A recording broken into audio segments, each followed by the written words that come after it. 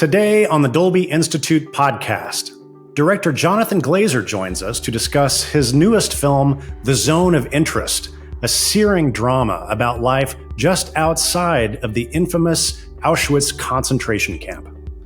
This conversation was recorded a few weeks ago as a live panel discussion at the New York Film Festival. This was part of our support of the Artist Academy program, where we bring conversations about the art and craft of filmmaking to the next generation of directors. We're grateful to our friends at the New York Film Festival and Film at Lincoln Center for this fantastic collaboration. Joining our discussion is Johnny Byrne, the film's sound designer, supervising sound editor, and re-recording mixer, as well as producer James Wilson. I started the interview by asking Jonathan, who wrote the adapted screenplay as well as directing the film, when in his creative process he decided that the audience would never actually see inside the concentration camp, but rather only hear it. Very early on, I think. But when I say early on, probably 3 years into the project. So it was after a sustained period of research and trying to figure out exactly what it was I wanted to make. I didn't come to that conclusion straight away at all. It wasn't like I had this fully formed thought and then we developed that. It was more a great deal of reading and research and a conversation. And it came really from visiting the camps, of course, and then visiting specifically the real house that Rudolf Höss and his family lived in, which was, as you see in the film, as close in proximity to that simulation, basically, of the real house and garden, where the camp wall, one of the camp walls was on the one side, the camp wall on the other side, it did actually abut the garden. So that wall became very much a sort of focus of my attention, I think. Maybe not even that consciously at that point, but that became the kind of compartmentalization made manifest, literally in brick and mortar. The combination of that and then the difficulties of representation, and the ethics of representation, and how to do it, how to show it and not show it at the same time. And so once through then probably another 3 years, we then had a script which was clearly sitting on the side of the wall where the perpetrators lived and had their domestic day-to-day lives. And the horrors and the atrocities that are being committed in the camps, and the images that we already know in our minds from all of the documentaries and books and fiction films and so on made of it, I accept that people will understand what those images are. And so I had absolutely no interest in reenacting any of them. For me, it didn't feel like the thing to do at all. But at the same time, they were out of sight. They needed to never be out of mind. So that's really what I was serving in my script, was how those sounds could come across the wall and kind of permeate every frame of the film, bear down on this kind of mundanity that we're sort of witnessing day to day. And so really it sort of felt like that was the second film we were making. We always talked about there are two films, the one you see and the one you hear. And I think in many ways the one you hear was always the one that the one that I was not more interested in, but that was the most important one to me. Johnny, I want to turn to you now. So two separate films, the one you see and the one that you hear.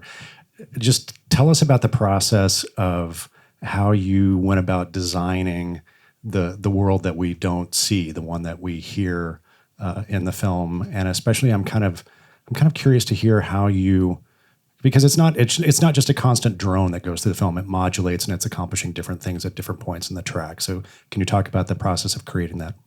Yeah, certainly. Hi. Yeah, so there are two films, and there's a great juxtaposition in this, what you see and the sound that you hear coming from over the wall. And the process is very much to formally complete the film one, as we called it, and to have the picture edit and to go through the process of normal post-production and include all the sounds that go towards the suspension of disbelief and make the place real with all the layers of the dog barking next door or the baby crying and the cars passing on the street.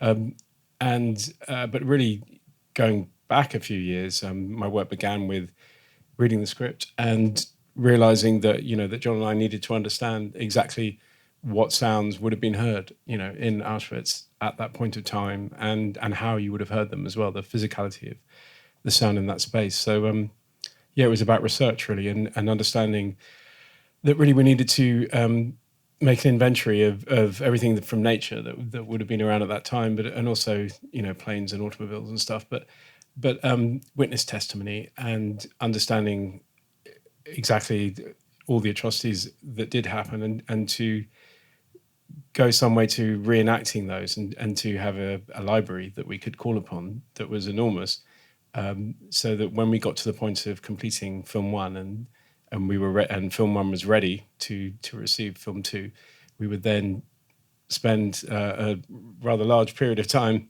editing that together. And so that was a process of John and I over maybe 4 or 5 months once we had the film quite complete. And we started off with thinking, okay, a sound here, one, maybe you would hear something, maybe every 10 minutes. And then we came to the realization that actually it's important to be really aware of the presence of the camp the whole time. And from all of the sound we had, we made a kind of a continuous sound that is very representative of all things in the camp. Yes, I suppose the crematoria, but the people. So you're talking about there's sort of a they're punctuated with individual elements, but there is sort of a constant. There's a tone, like a almost a bass tone that is kind of underscoring that. Is that what you're talking about? I think that is. Yeah, I think that is what we're talking about, and I think it's the machine of the camp. It's the enormous amount of people that are there. It's the hum of the footsteps, and the workshops and everything. And it obviously provides the constant juxtaposition, I think, but without having to call upon such specificity of individual, horrific sound, basically. So it's it is, and we talked about that as almost the soil of the sound, the soil of the place, and that kind of the undulation and the kind of constant movement and detail within that, and then all of the layers and layers and layers of sound on top of that, and then how that over, as Johnny said, many months, it would be something that we would just keep calibrating, because. We underdid it to begin with. Then we overdid it. And even though now, of course, it just feels like, well, it's simple, isn't it, really? But at the time, simplicity is something you end with, you don't start with. Arriving at the simplicity is not an easy thing. Jim, I'm kind of curious. We talked about film one and film two. Film one being sort of the naturalistic world with the family in the house. Without those elements, those sound elements of the camp over and what's happening over the wall, how did it play? How did the film? It must have felt completely different with just. You mean during the editing? Yes. Yeah, that was a thing, but I suppose we knew it was a thing because one of the things that marks the process that John and Johnny are talking about that they've described is that it's a lot of thinking and a lot of forward planning. And actually that's a process that is intrinsic to your working method on any film, because on Under the Skin it was similar always. John is working with Johnny before, and indeed with Chris Oddy, the production designer, and Mika Levy, the composer, Eugene Strange, the location. Everything is about thinking and planning ahead for this sort of symphonic process of bringing all these crafts together. Not a very old-fashioned way of like, oh, you only bring on that person when you're 4 weeks from shooting. So I think we always knew that was going to be the case, that we would be editing the film without this other element. I guess we didn't know what exactly what it would be, but we knew it would be there, and we knew it would be this other film. And I suppose it was this process of get it right with picture, and then it will be a very interesting discovery. And one thing that was different a bit from Under the Skin with this film, you've spoken about it, is that because often you're working early on, and the picture cutting is responding to the sound work and vice versa. But I think on this one, as you've said, it almost went to the more traditional idea of the picture needs to be finished. Well, we did film one, I guess, in a similar method of very much working the sound edit alongside the picture cut, so that all those necessary reactions could occur.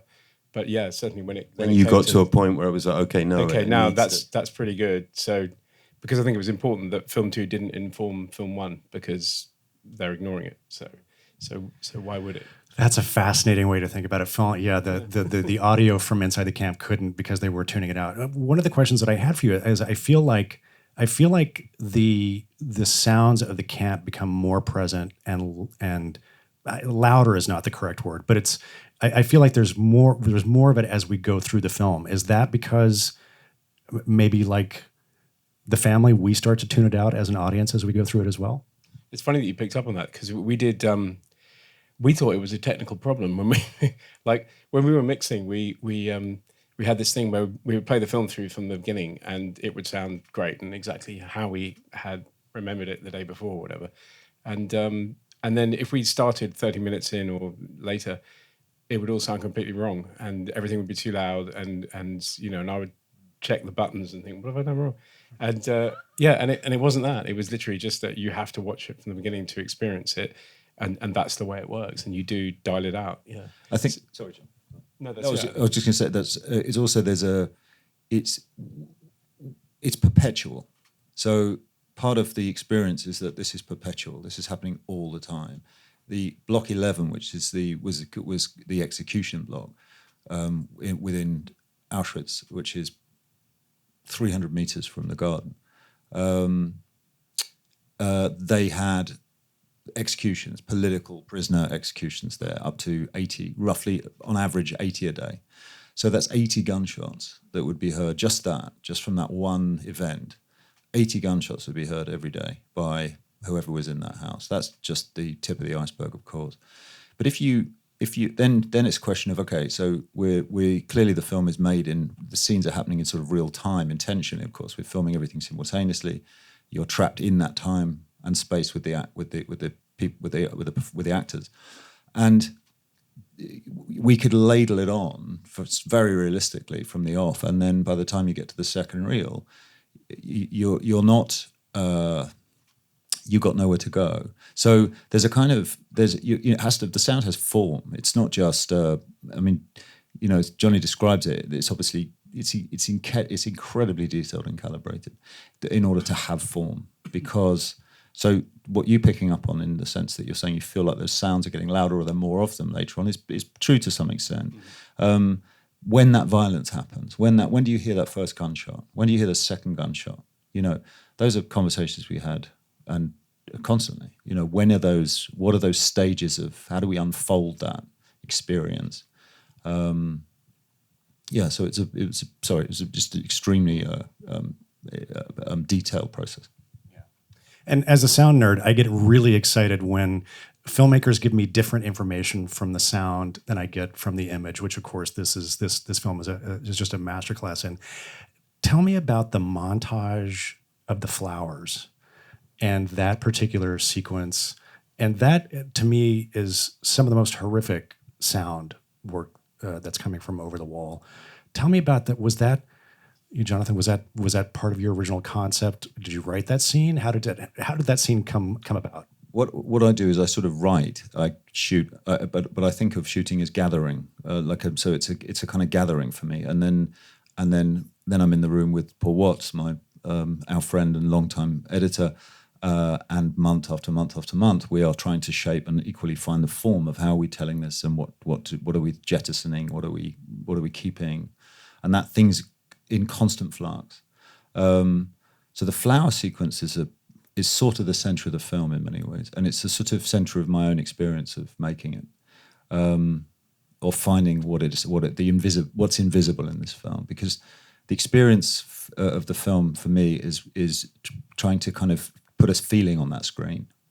My wife always talks about my process. She understands better than I do, which is like, it's almost like the images for me are scaffolding, and you're trying to put the feeling on the screen. The scaffolding's just there to support it, and then bit by bit you take those scaffolding poles away, and you're trying to leave the fewest remaining. To get to the feelings so the red, the flower that bleeds to red, Mika's music on the black at the beginning, Mika's music on the black at the end, the fade to white, those three block flat colours are the kind of undercurrent of the entire film.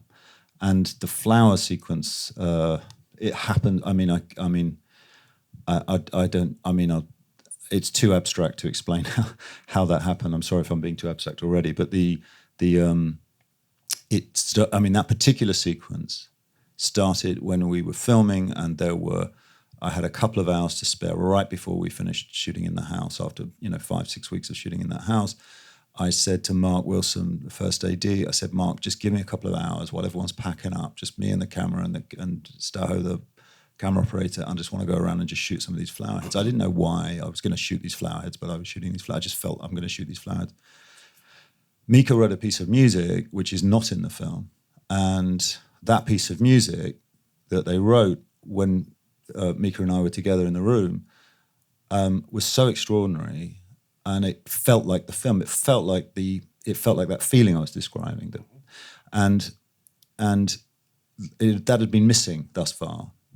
And I kind of keep going until I connect with that feeling, and that piece of music that they wrote made me think the flowers. I'm going to get the flowers out. That's what the flowers are for. And I got Paul Watson, and Paul came in, and we just cut, and Mika's got the music there, and Paul's cutting the flowers. And then over the next couple of weeks, it realizes that actually that music is no longer in the film, but we're left with the flowers. And it's a very organic. It's in flux, I suppose, is the best way of describing it. We get to that feeling somehow, and when it offers itself, when it reveals itself, and it feels like it should be no other way. It was always meant to be that way, right? I mean, that's my that's my experience too. I think it definitely wasn't written, but there were different scenes written that described a garden with flowers, but the way it was. Came out as completely different. So it's quite a good example of that organic process of subconscious and conscious. And then, of course, the last part of it was the quite towards very late, not that long before. My recollection is a couple of weeks before the film was first seen in Cannes. We were in a mix. that came in with quite late. Very late. the scream that stops and the stem the stem. You remember you played the stem, and it stopped.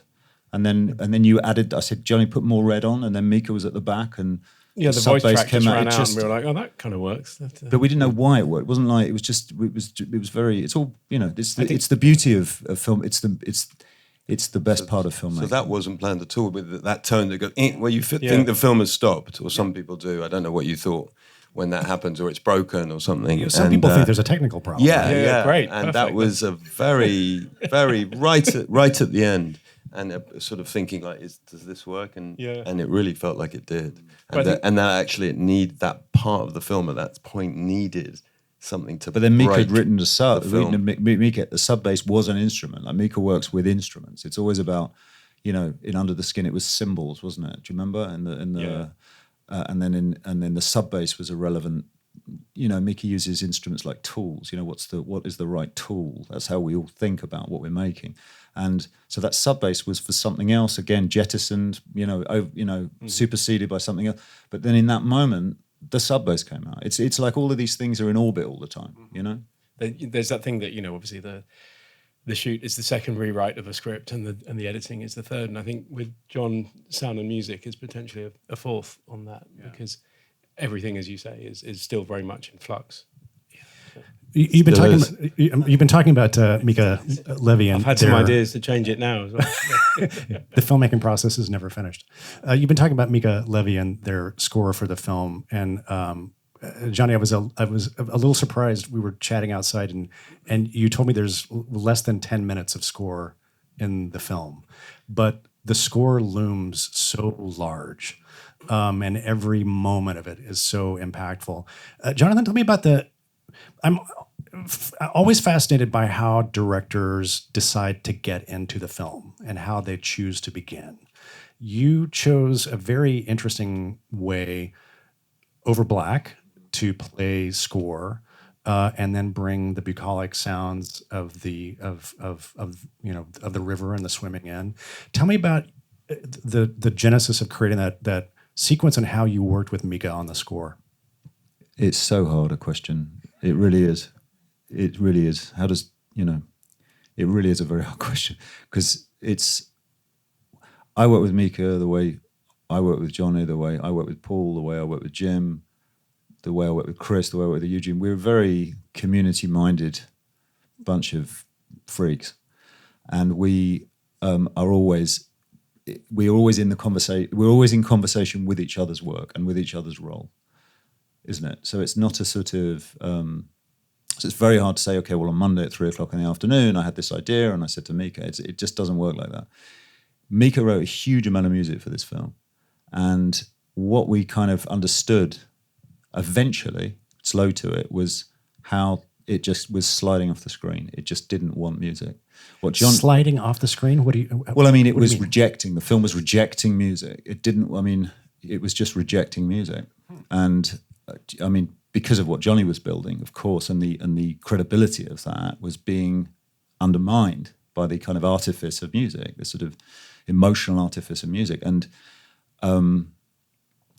so music became music. The role of music it left the front, middle, and center of the film to the periphery of the film, but became exactly what it needed to be in that repositioning. So it was a sort of it's. I don't know. I find I'm really hard. I can't. It's very hard for me to go back and kind of unpick how things happen. Sorry, you might know. My memory of that. John describes it exactly. The music in lots of places on the film, and it didn't seem to be working. It was really a long process, struggle involved. Really arduous. For Mika, I think especially. And then my memory is that because I remember you telling me about it. Before coming in to hear it, was the end music as being Mika composing that and feeling that at the end, and that being there for a while, and then that inspired the idea of this frame idea. The submerging bookending. We were talking about submerging, how we submerge and how we surface. And how just thinking that we do need music. I mean, there isn't any. Where can we have it? I remember that being totally. The music is connected to the white, the black, and the red. It's all part of the expressionistic kind of underbelly of the film, I think. But I remember being with you once. I mean, the way we're set up in London is I have a little studio, and in one room Paul was cutting with me, and in another room Johnny's got the whole sound set up. But Johnny's in Brighton, so we've got a kind of remote live working. I'm hearing everything that Johnny's working on, and Mika's upstairs writing. So we're all in the same space all the time. So that's what I mean about we're all informing each other. And I remember working with you and saying, and I just heard that exit music that Mika was writing next door, and I hadn't heard it before. And I just heard this music coming through the wall. And I remember saying to you, extraordinary. And do you remember, I pointed the laptop, I just said, listen to this. And then I left you and I went open the door, and Mika's in there with this piece of music, in the middle of writing this piece of music. And so even though the music sort of suddenly there's this piece of music, it comes from years of friendship, discussion, evolution. Yeah, because the threads within that piece, I remember being discussed 5 years ago or something. I mean, but what you're saying makes total sense to me, because I also want to just give you an opportunity to talk a little bit about how you shot the film. What you're saying with Mika's score and with Johnny's sound design, it doesn't contribute to artifice at all. Everything is stripped back. It's very simple in its approach. Just so that people are aware, I was fascinated. I wasn't aware of the way you shot the film the first time I saw it. I heard you talk about it later, and it really, I was just struck by, I think yesterday I heard it kind of described as a surveillance camera mode. So can you talk just about the way you set up the cameras in the house and the way you shot? I'm fascinated by it. Well, it was part of my reluctance to make the film in the first place. Like I was constantly wrestling with the idea of making it. I used to ring Jim and say, I just can't do this. It's just nothing but darkness. There's nothing. I just don't want to make this film. And then I ring him up the next day and say, I've got it. I know what we're doing. And I ring you up the following day and say, it's over. I can't do it anymore. So it was just this constant. I'm sure you all have that experience yourself, but it is that feeling of just you're being pulled to something and repelled by it at the same time. It's a very strange process, and particularly with this film, particularly with this subject. And then it was about how not to shoot, how not to use the artifice of cinema, how not to glamorize, how not to empower these characters with the tools of cinema, the tropes of cinema, how you light nicely, how you frame nicely, how you sort of get a close up and an over the shoulder, all those, the whole language of filmmaking felt to me to be completely counterintuitive to our aim, so which is strange. So it ends up then, well, how do we film it? How do we film it without fetishizing and using those kind of glamorizing tools of cinema? And then it was and keeping a critical distance from the characters, looking at them almost anthropologically, like a species. I was interested more in how they acted than what they felt. I wanted to see what they felt. I wanted to know that they did feel, but it wasn't a question of were they moved by things. The question was what moved them. What were they moved by? And so we're sort of engaged in their lives, but at the same time we're at a critical distance from them. And so that creates then, okay, well, what's the way? How do we record that? And then bit by bit you get to me ringing you up saying I need 50 cameras in a house for 3 years, and we all walk away, and that became 10 cameras in 8 weeks. But it is a kind of it's about not being directly involved. So you are recording. We used to call it Big Brother in the Nazi house. That was how we kind of thought of it. So for those who might not be aware, so you hid cameras and you were monitoring and directing from off-site? Yeah, we hid some from the children, more particularly from the children sometimes, but and microphones as well. And microphones, yeah. I mean, and the whole house was sort of umbilically linked with all of Johnny's sound wires and all of the camera department's wires to wherever we were gathering all that information over that wall in shipping containers. And that's where we watched what was unfolding on 10 monitors. And sometimes we'd have action playing in scenes simultaneously. I mean, it was carnage, but it was exciting. It felt like that was the way to do it. And for the actors, it must have been extraordinarily freeing because they could get up and move around the house and do, you weren't shooting traditional coverage. No, you got all your coverage in each take. So in other words, if Sandra's sitting down in one take, and for whatever reason she gets up and opens the door, and for whatever reason the rhythm of the take isn't very good, I can easily say to her in the next take, okay, start this one by standing by the window. And you're not thinking, oh shit, I've baked it in already, I've shot that, now I've changed my mind. You can just keep the thing alive all the time. With each take can be completely different from the last. But what it does mean is that you're not mixing takes, you're staying within a take. You have perfect continuity because you never have to go back and get it. But you also have a lot of footage because... Also, Johnny had to rely on, Johnny had a sound team there who were, they were. Johnny was sort of constantly asking for sound to be recorded in a certain way from certain distances, right? You wanted all the kind of authenticity of those sonics. That's right. It's amazing that, there were like 36 tracks of audio, I think, that we recorded on every single take. So there were microphones everywhere. So if Rudolph was sitting at his desk and we wanted to hear the children who are outside, then we would just choose that microphone because, and hence the deep layers that you experience in the film. And that also meant that, waste not, want not, that there's an awful lot of audio, and my team back home went through a long process of cataloguing everything and saying, right, these are all the dog barks we have. These are all the children laughter. These are all the footsteps heard from above. This is all the sounds of people walking down the stairs. and then we had a huge library to create the sound. Yeah. There's also a film language that you began in Under the Skin in a smaller way with the 8 cameras in the van that Scarlett's character drives. But this was, I don't know if you think so, it felt like a expansion and development of that language. Yeah. Let's open up and take some questions from the audience. Do you have any questions for the filmmaking team? Thank you all for being here today. I just had a question. Jonathan, do you, or any of you, did you speak fluent German, or did you kind of have to have someone there to tell you, like, hey, they completely mispronounced words or were wrong? I feel like that could be difficult. I've been dreading being asked this question for the last 5 years. Actually, you finally asked it. I tried to learn German at the beginning, and I gave up very quickly, I'm afraid. And it's partly because I'm too thick to learn it at my age, but also because the nuances of language are something that you have to, I think it has to be, something you grow up with to really fully understand. And fortunately, the German cast were pretty much fluent in English, which was extremely helpful for the way we communicated.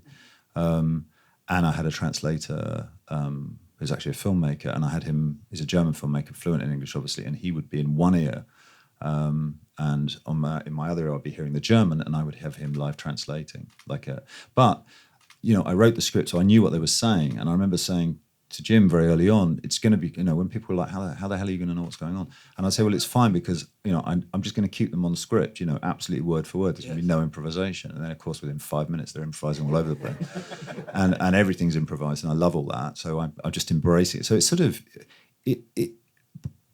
to your question, it started when we started casting the film, and once I'd said to Jim, I've got to do this with German actors. I'm not going to have English or American actors pretending to be what they're, it's got to be. Of course they have to be. But then, so when the first sort of casting tapes came in, I was terrified of, I remember opening my laptop to press the play on the first one, and there's a guy talking German. And I thought, well, I don't speak German. I close it up. And Jim was calling me every day saying, have you watched the first casting? And I go, no, I'll get to it.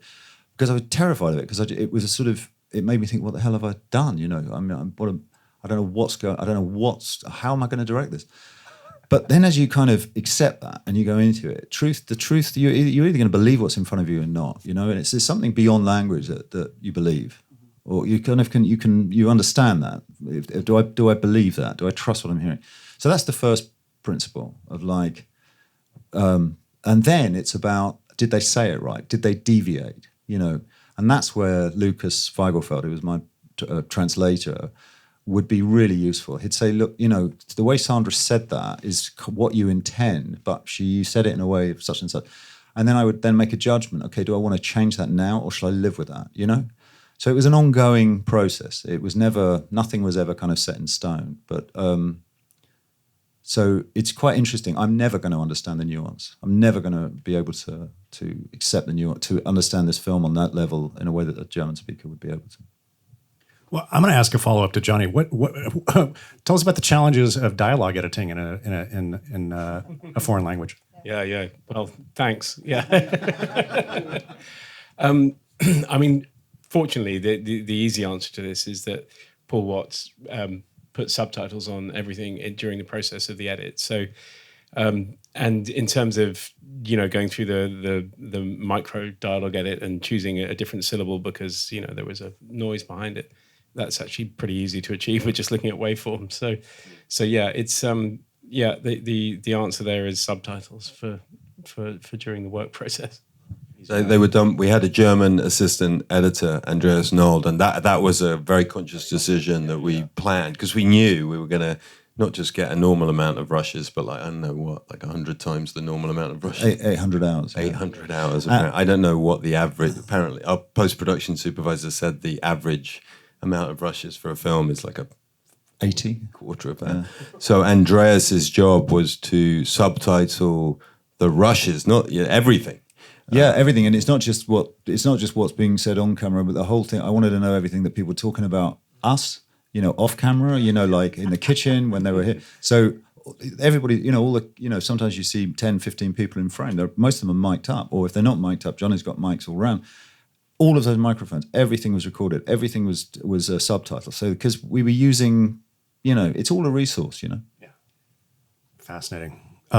More questions? Yeah, the two of you right towards the back.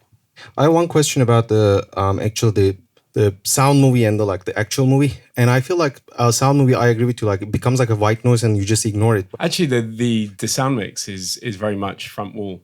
So whereas the score at the beginning and the end of the film occupy the room for very solid reasons. Once you start watching the film, we found very much that to give it a big surroundy space was somehow seemed to sort of conceit that didn't fit, the document that we were trying to make. So was there anything playing? Yeah, was there anything? It probably was coming from over there. Because the sound at that point is... Yeah, would there be anything coming from from the speakers at that point? I really hope not. Shouldn't have been, yeah. We'll check that out. But it's what were you saying was fascinating, like almost like you're saying that the film rejected a lot of musical score. I feel like, Johnny, what you were saying was it also rejected a lot of work and a lot of things happening in the surrounds. Like it almost became a very sort of almost a mono track in parts. It did, actually. I mean, so the link that John was referring to, how we kind of go about working is I sit in my room in Brighton, 50 miles away. John is in London, and for the most part, we're listening to it in stereo because that's the easiest way of communicating. We can get all the edit things we need to do, and we tend to work on the mix in tandem with the edit and have things generally placed in the right place. But unbeknownst to John, I had my own Atmos version of the mix that I was keeping going and not feeding down the line. And there was a point in time where we then met in London, and I said, and here's the surround sound version. And we were kind of pretty aghast because it just didn't work, did it? It did not suit the film to have, to rely on such flimsy ideas as, things whooshing around the back. And so we thought, okay, let's, and I said, well, actually, if I hit that button, it goes in mono. That's pretty good, right? And so we didn't end up at mono, but it's all front wall. But yeah, it just did not seem to suit it. You had a question? Or was that it? Okay. Right here in the front. When you were talking about the second film, actually, when you said that, it was like light bulb. You're like, exactly 2 films, right? It becomes sort of louder, but also like a little more clear, a little more specific. I mean, at one point, one of the boys hears somebody right out the window towards the end. And he says they were fighting over an apple, drowned him. And the little boy says, don't do that again, or whatever he said. But it seemed like it's coming through more and more. I think that there's a kind of the shape of the sound. It'd be interesting to see what the actual the waveform looks like. But I always think that the garden with Lina, when she's showing her mother-in-law around the garden, to her mother around the garden, that's kind of where there's a sort of shift, a gear change or something in not complexity, because it's all very complex, but in there's an acceleration of some sort going on from that point, I think. And then the scene with the boy in the bedroom, the scene with the gardener with the spade in the garden with the ash, the human ash on the ground, Hedwig in the greenhouse with the gardener who she's having a cigarette with. They are entirely sonic stories. Johnny's work there is the script, because all you're watching is someone having a cigarette in a greenhouse or playing with 2 dice on the bedroom floor. Nothing really going on visually. And so I think maybe it's partly that's another gear change step there, where into the last sort of 6-7 minutes of that part of the film before we go to winter is entirely sound. The narrative is entirely sound. So I think maybe that's another shape, isn't it? Yeah, it was the introduction of other ideas that definitely moved the narrative on in a way that previously it was just here is the presence of the camp. So yeah, I would say those bits were certainly more present. Yes. Well, that's all the time we have. I really want to thank you guys for coming out today and talking to us and just sharing the film with us. And it was such a pleasure to be able to talk with you about the extraordinary sound work on the film. Jonathan, James, Johnny, thank you so much for coming out and talking to us today. Absolutely. Thank you. Thank you, guys. Many thanks to Jonathan, Johnny, and James for joining us on the podcast today. And an extra special thanks to our friends at A24 and the New York Film Festival for facilitating this conversation. The Zone of Interest is in limited theatrical release here in the US. We will have a link to tickets, as always, in our show notes. If you'd like even more conversations with artists and filmmakers about how they use technology to tell their stories, please be sure you are subscribed to us, the Dolby Institute podcast. You can find links to our show on all the major podcasting platforms, including the video version on YouTube, in our show notes. Or you can simply search for Dolby wherever you get your podcasts. And if you're curious to know more about the Dolby Institute, head on over to dolbyinstitute.com. There you'll find information about all of our programs. You can access the entire library of episodes of this podcast, and you can sign up for our mailing list. Until next time, thanks again for joining us. This is the Dolby Institute podcast. I'm your host, Glenn Kaiser. Our producer and editor is Michael Coleman. Our executive producers are Amanda Schneider and Jack Ferry, with additional editing by Matt Nixon. Thanks for joining us.